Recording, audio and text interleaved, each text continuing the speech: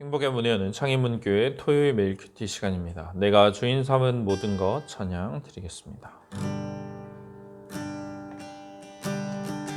내가 주인 삼은 모든 것 내려놓고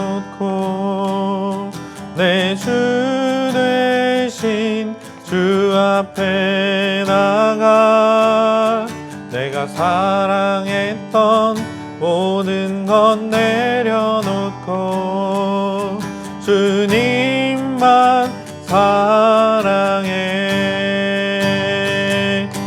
주 사랑 거친 풍랑에도 깊은 바다처럼 나를 잠잠케 해. 주 사랑 내 영혼의 완성 그 사랑 위에 서리.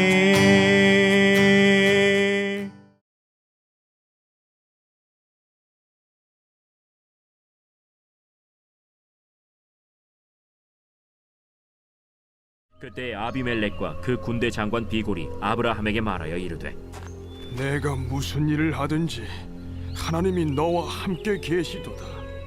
그런즉 너는 나와 내 아들과 내 손자에게 거짓되이 행하지 아니하기를 이제 여기서 하나님을 가리켜 내게 맹세하라.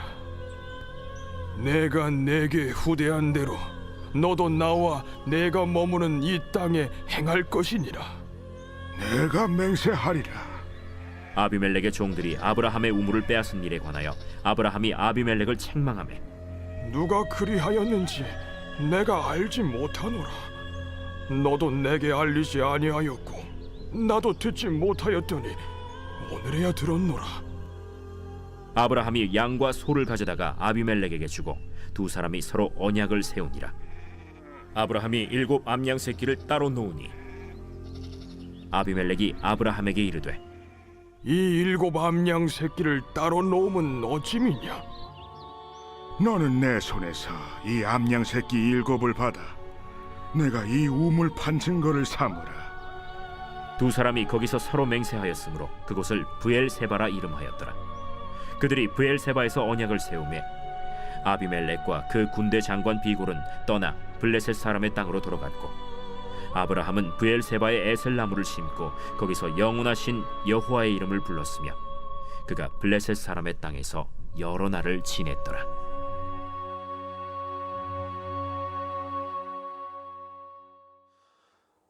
하나님의 도우심으로 인해 아브라함은 사라를 통해 아들 이삭을 얻게 되었습니다. 하갈이 낳은 아들 이스마엘은 이삭을 괴롭히다가 쫓겨나게 되었습니다. 이제 아브라함의 후계자가 이삭으로 분명하게 드러나게 된 것입니다.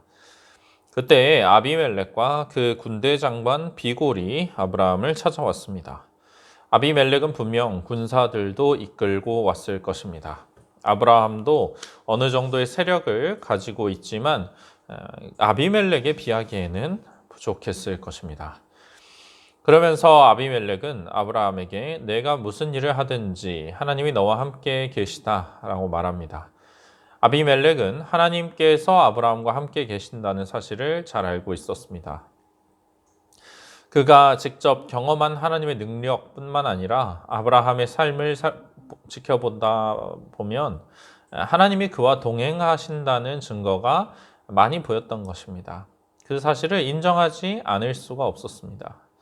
창세기에 기록된 것 외에도 아브라함과 함께 하신 하나님의 역사가 많았을 것입니다. 이를 지켜보던 다른 이들이 아브라함의 삶에 하나님께서 개입하고 계시는구나, 그와 함께 하시는구나, 그 사실을 깨달았을 것입니다. 아브라함과 같은 삶은 참으로 복된 삶입니다. 하나님을 의지하고 그 하나님께서 주시는 기적들을 체험하며 세상 가운데 하나님의 위대하심을 드러내는 삶, 생각만 해도 아름다운 것입니다. 아브라함뿐 아니라 우리도 충분히 이런 삶을 살아갈 수가 있습니다. 내가 하나님의 나라와 그 의에 나의 우선순위를 둘 때 하나님께서는 나에게 복을 주시고 동행하십니다.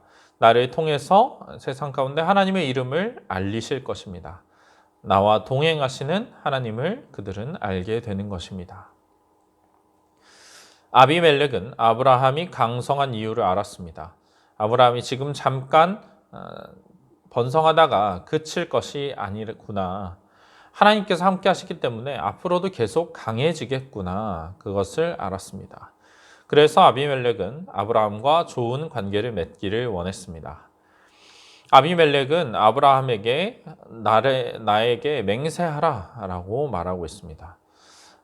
자신과 아들 그리고 자신의 손자에게 거짓되이 행하지 아니하기를 요구합니다. 아브라함이 거짓말을 해서 아비멜렉이 재앙을 겪었던 것을 생각해 보면 이것은 매우 의미심장한 표현입니다. 그러면서 아비멜렉은 자신이 아브라함에게 후대한 것처럼 그도 그렇게 하기를 나와 내가 머무는 이 땅에 행할 것이라 이렇게 얘기합니다. 아비멜렉이 아브라함에게 후대한 것은 사실입니다. 오해로 데려갔던 사라를 돌려주었을 뿐 아니라 양과 소를 주었고 그랄 지역에 거주하도록 허락해 주었습니다. 그러므로 아브라함도 자신에게 선하게 대할 것을 맹세하라 라고 말합니다. 그러나 아브라함은 퉁명스럽게 대답합니다. 왜냐하면 아비멜렉의 이런 처사가 그리 우호적인 것이라고 보기가 어렵기 때문입니다. 왜냐하면 지금 군대를 이끌고 와서 강제로 맹세를 시키는 듯한 모습이고 또 아비멜렉의 종들이 아브라함의 우물을 빼앗은 일이 있었기 때문입니다. 창세기 26장 15절을 보면 아비멜렉의 종들이 아브라함의 종들이 판 모든 우물을 막고 흙으로 메웠다라고 말하는 것을 볼 수 있습니다. 아비멜렉의 종들은 아브라함의 종들이 파놓은 우물을 메워버리거나 힘으로 그것을 빼앗았던 것 같습니다. 팔레스타인에서 우물은 단순한 재산이 아닙니다. 생존을 위해서 가장 필수적인 것입니다. 물이 귀한 이런 지형에서 우물은 사람이 사는데 또 가축을 기르는데 필수적입니다. 그런 우물을 빼앗는다는 것은 생존을 위협하는 공격입니다. 아브라함은 아비멜렉에게 이 일에 대해 따져 묻습니다. 그러자 아비멜렉은 누가 그리하였는지 내가 알지 못한다 라고 말합니다. 그리고 아브라함도 그 일로 자신에게 알리지 않았다는 것입니다. 아브라함의 우물이 빼앗긴 일이 단수가 아니라 복수 형태로 표현이 되어 있는데 이것이 한두 번 일어난 일이 아니라는 것을 보여줍니다. 그런데도 아비멜렉이 이를 몰랐다는 것은 아마도 거짓말을 하고 있는 것이 아닌가 생각해 볼 수 있습니다. 아브라함의 세력이 강해지는 것을 경계한 아비멜렉이 몰래 부하들을 시켜서 우물을 메워버리고 빼앗았지만 그럼에도 아브라함이 여전히 건재하고 더 강해지는 것을 보고 위협적으로 느껴서 지금 아브라함을 찾아온 것일 수 있다는 것입니다. 아브라함과 반목하는 것보다 화평한 것이 더 좋겠다 생각한 것입니다. 하나님께서 함께 하시는 자는 이처럼 강성해집니다. 그래서 때로는 사람들의 시기와 질투의 대상이 되기도 합니다. 하지만 하나님께서 함께 하시기 때문에 그는 형통합니다. 방해에도 불구하고 더욱 강하여집니다. 하나님께서 그를 보호해 주시기 때문입니다. 이것을 지켜보던 악인들도 결국은 그를 인정하고 대적하기보다는 화평하기를 원하게 될 정도로 말입니다. 우리 하나님이 주실 수 있는 복이 참으로 크고 놀랍지 않습니까? 결국 아브라함과 아비멜렉은 언약을 세웁니다. 일종의 평화 언약입니다. 아브라함은 양과 소를 가져다가 아비멜렉에게 주면서 언약을 맺기로 합니다. 아비멜렉이 그랄 땅의 왕이기 때문에 아브라함은 상대적으로 약자의 위치에서 언약을 맺을 수밖에 없습니다. 하지만 아브라함도 가만히 있지만은 않습니다. 7 암양 새끼를 따로 놓았습니다. 이것을 본 아비멜렉이 이것이 무엇을 의미하느냐 의아하게 여겨서 물었습니다. 아브라함은 이를 받아서 자신이 우물 판 증거를 삼으라 라고 말합니다. 우물에 대한 소유권을 인정받으려고 하는 것입니다. 그냥 당하고만 있는 것이 아니라 아브라함도 챙길 것을 챙기는 그런 지혜로운 모습입니다. 두 사람이 거기서 서로 맹세하고 그곳을 브엘세바라고 이름합니다. 브엘세바의 의미는 맹세의 우물 또는 일곱의 우물입니다. 이 우물은 아브라함이 가나안 땅에서 자신의 소유권을 주장할 수 있는 첫 번째 땅이 됩니다. 언약을 세운 후에 아비멜렉과 군대 장관 비골은 다시 그랄로 돌아갑니다. 아브라함은 브엘세바에 에셀 나무를 심었습니다. 에셀 나무는 높이가 18m까지 자라는 큰 나무로 목동들이 그늘을 만들고 가축들에게 잎을 먹이기 위해서 심던 나무입니다. 에셀 나무는 고대 근동에서 부정을 정결하게 하는 거룩한 나무로 인식이 되었습니다. 그래서 어쩌면 아브라함은 거짓을 행하지 말라고 요구했던 아비멜렉을 염두에 두고 에셀 나무를 심었을지도 모릅니다. 이 에셀의 나무를 볼 때마다 아브라함은 사라를 누이라고 속였던 자신의 거짓말을 떠올리며 정직하게 살아야 한다는 그 맹세를 기억했을 것입니다. 아비멜렉에게만이 아니라 하나님 앞에서 또 다른 사람들 앞에서 거짓을 행하지 않겠다는 다짐을 했을 것입니다. 아브라함은 그 나무 아래에 제단을 쌓고 거기서 영원하신 하나님 여호와의 이름을 불렀습니다. 이 브엘세바에 에셀 나무를 심고 영원하신 하나님의 이름을 부르며 기도한 것은 중요한 신앙적 의미가 있습니다.